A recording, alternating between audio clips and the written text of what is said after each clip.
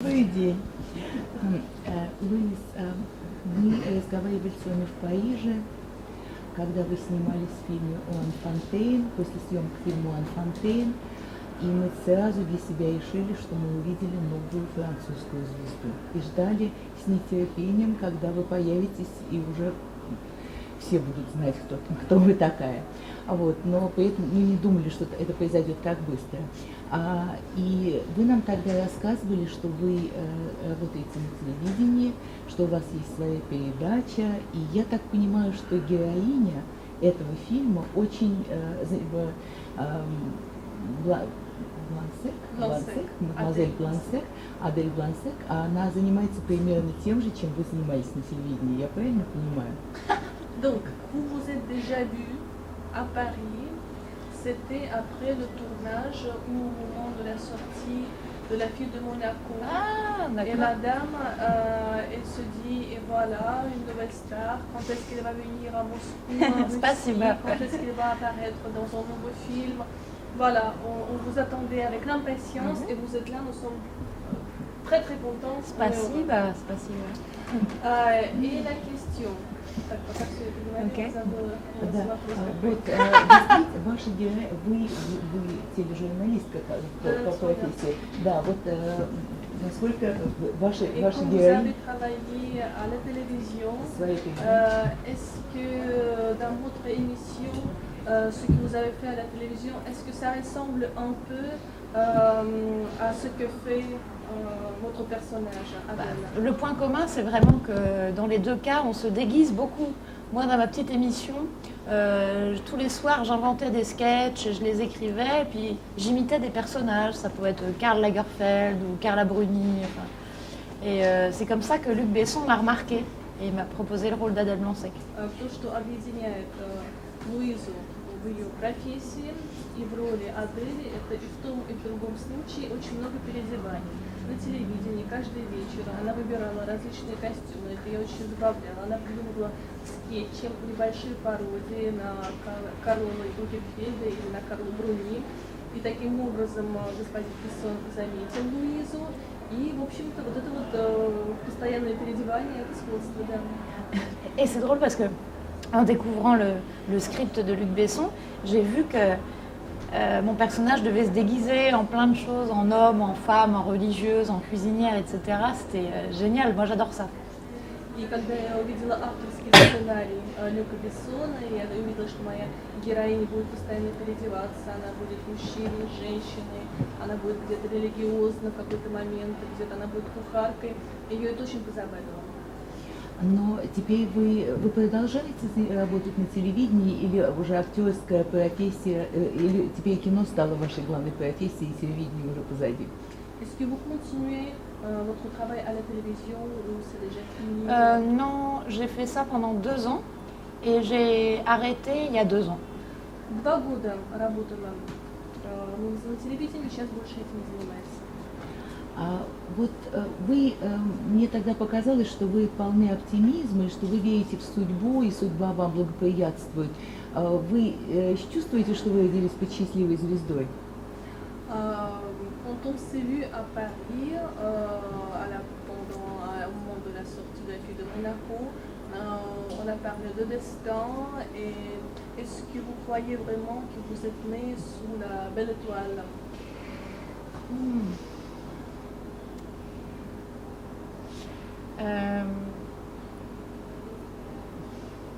Je sais pas. On dirait que oui. Непростой вопрос, но можно было так сказать, конечно. Je crois pas beaucoup à l'astrologie. Но в астрологию я не особенно верю. Я не имею в виду астрологию. Non, c'était pas question de l'astrologie, c'était la question de destin. En tout cas, j'ai une chance incroyable parce que tout ça s'est arrivé très très vite. Par exemple, à chaque fois, j'arrive à rebondir. Quand j'ai fait les beaux-arts, c'était très difficile pour moi de réussir à trouver un débouché, une orientation, une sortie. Même les artistes contemporains les plus reconnus sont obligés d'enseigner à côté pour gagner de l'argent. Все в моей жизни происходило слишком быстро. Как, например, когда я закончила школу изящных искусств, передо мной был выбор, куда пойти, чем заняться, возможно, параллельно можно зарабатывать какие-то уже деньги. Et j'ai eu la chance de travailler à la télévision qui m'a rapporté de l'argent, alors que pourtant j'avais pas de formation. Работа на телевидении – это была большая удача для меня, и в том числе возможность заработать деньги. Но я никакие курсы, ни актерские, ни телевизионные никогда не заканчивала. Et ensuite, j'ai eu la chance d'être remarquée par Luc Besson et j'aurais pas pu rester en plus toute ma vie à la télévision. Enfin, à un moment donné, c'était... И несмотря на то, что мне нравилось работать на телевидении, я чувствовала, что я не смогу там остаться работать надолго. И это большая удача, что меня заметил Люк Бессон. Но вот я так понимаю, что вы не верите в астрологию, я в нее тоже не верю, но я думаю, что вы верите в себя и в то, что вы можете управлять своей судьбой. А все-таки вот профессия актрисы, она достаточно зависима, в том смысле, что если на телевидении вы придумываете сюжеты, свою программу, и все зависит только от вас, когда вы уже достигаете этого уровня, то в кино актриса, она должна все время ждать, когда ее кто-то позовет или не позовет, проходить пробы. Готовы ли вы к такой подчиненной роли после всего, после вот того, как вы привыкли быть хозяйкой своей судьбы? On ne croit pas, les deux vous ne croyez pas à l'astrologie, mais ce n'est pas ça la question. En fait, là, quand vous avez eu ce choix entre la télévision et le cinéma, ce sont deux positions différentes parce que quand vous étiez à la télévision, vous pouvez inventer vos propres sketchs, Ouais. manipuler peut-être un peu les gens, le public, ceux qui vous entouraient. Mais à la télévision, maintenant au cinéma, déjà il y a cette, vous êtes obligé, vous dépendez de quelqu'un, de réalisateur qui soit vous appelle, soit vous appelle pas. Donc là, c'est là que vous êtes manipulé. C'est vrai, ouais. Et, voilà. Mais, Est-ce que vous êtes prête à cette situation? Oui, en fait, moi, quand je travaillais à la télévision, j'écrivais donc mes propres sketchs et c'était très stressant pour moi d'être tous les soirs en direct devant 2 millions de téléspectateurs et de devoir tous les soirs trouver une nouvelle idée, un nouveau déguisement. Il y a de nombreuses fois où 5 minutes avant le direct, j'avais toujours pas d'idée, j'étais très nerveuse. Et depuis que je travaille au cinéma, non seulement je peux jouer des choses de manière beaucoup plus approfondie, quoi. Et en plus, je suis vraiment l'outil de l'œuvre de quelqu'un d'autre, donc c'est très reposant, quoi. Je suis beaucoup plus sereine. Et en plus, je peux refaire les prises si c'est raté, alors qu'en direct, on n'a pas le droit à l'erreur, quoi. Нет, с телевидением было не все так просто, потому что я должна была придумывать какие-то свои скетчи, свои истории. Иногда это было за 5 минут до начала передачи. Я нервничала, потому что выступала перед миллионами телезрителей. Это было очень непросто. И сейчас я в кино чувствую себя по-другому, потому что я доверяю, во-первых, тем, с кем я работаю. Несмотря на отсутствие актерского образования, с пробами всегда можно что-то исправить. Меня больше устраивает эта позиция. А вот Бессон, он давал вам какую-то свободу, к которой вы привыкли, или вы подчинились его диктату и четко выполняли все, что он вам скажет? Или все-таки там был момент импровизации? Donc, pendant le tournage, c'était la dictature totale de Luc Besson où c'était possible d'improviser un peu, de proposer quelque chose.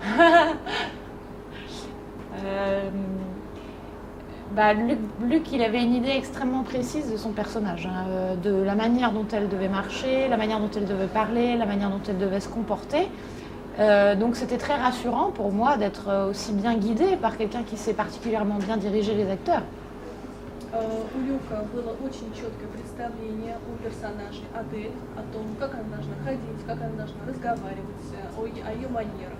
Поэтому он смог мне объяснить, как это должно быть, и мне нравилось работать под его руководством. D'ailleurs, sur le tournage, Luc Besson était Adèle Blanc-Sec, c'est-à-dire qu'il parlait comme une femme, il parlait comme Adèle Blanc-Sec, quoi. Il disait « Dites donc, mon brave, excusez-moi !» Et comme ça, c'était très drôle. На съемках Люк Бессон сам становился Адель Блансек, разговаривал женским голосом, такими манерами, очень забавно. Вот это обворожительная игра в теннис. Я думаю, что вы, если играете в теннис, то, наверное, не в той манере, в какой там в этом фильме, такая очень грациозная. И вот то, что вы там на верблюде путешествуете, это было впервые или вам пришлось учиться так играть в теннис и ездить на верблюдах? Donc, il y a deux scènes que madame a appréciées. La première, quand vous jouez au tennis, est-ce que vous savez jouer au tennis? Est-ce que vous faites vraiment comme ça? C'est la première chose. Et la deuxième, vous êtes déjà monté vraiment sur le chameau? Alors, d'abord pour le tennis, moi j'avais jamais joué au tennis et Luc Besson a un souci du détail extrême, ça se voit dans le film. Il voulait que tout soit vraiment de l'époque, quoi. Vraiment, il n'y a aucun anachronisme. Ну, первое, в теннис я никогда раньше не играла, и Люк Бессон хотел, чтобы это отражало полностью эпоху начала века, чтобы теннис был такой, какой он был в начале века. En 1912, c'était considéré comme très vulgaire pour une femme de faire du sport. Il y a une seule femme qui était tolérée, c'était Suzanne Langlaine, parce que sa manière de jouer au tennis ressemblait un peu à la danse. Elle étire la jambe à l'arrière comme ça, c'était très gracieux. В 1912 году женщине заниматься спортом было не принято. И единственное дошедшее имя до сегодня, до наших дней, comment elle s'appelle? Suzanne Langlaine. Сюзан Ланглен. У нее была очень грациозная, красивая манера игры в теннис, как будто она танцевала. Et en fait, Luc Besson voulait qu'au début ce soit comme à l'époque, mais après il voulait qu'on joue comme les sœurs Williams, quoi. И сначала Люк хотел, чтобы это было как в начале 20 века, но потом уже это переросло в другую, уже в профессиональную игру, как Et ensuite, c'est la première fois aussi que je faisais du chameau en Égypte, et c'était très drôle parce que on m'a appris à en faire pendant une journée. Et même si on arrive à peu près à diriger un chameau, le chameau est très têtu, quoi. En gros, il fait ce qu'il veut. S'il n'a pas envie de se lever, il se lève pas, quoi. Et c'était très difficile de filmer les chameaux. С верблюдами было сложно, поэтому я никогда не забиралась на верблюда. И в течение дня мы репетировали, но поскольку верблюды очень упрямые, если им скажешь садиться, они делают все наоборот. Et comme on tournait dans le désert, on allait en chameau sur le lieu du tournage. Поскольку мы снимали в пустыне, то на этом верблюде нужно было на место съемки уже приехать.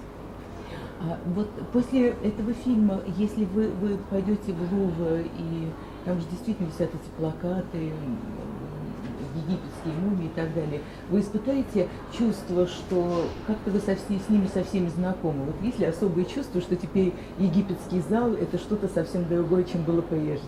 Donc pour vous maintenant, si vous allez au Louvre un jour, la salle égyptienne, ce sera quelque chose de très très proche, les momies et tout. Ouais, c'est vrai. En tout cas, je me souviens que c'était une impression incroyable pour nous de pouvoir tourner à l'intérieur même du Louvre, puisqu'il nous a été ouvert la nuit. Et donc, je me suis retrouvée seule face à les tableaux face à Mona Lisa ou face au radeau de la Méduse. Et c'était impressionnant, parce qu'à chaque fois en France, il y a toujours 300 Japonais autour de vous. Это была замечательная возможность снимать в Лувре ночью. И не только египетский зал, но я оказалась перед Моной Лизой одна. Обычно 300 человек, японцев стоят, невозможно подойти. Это было замечательно. Спасибо большое.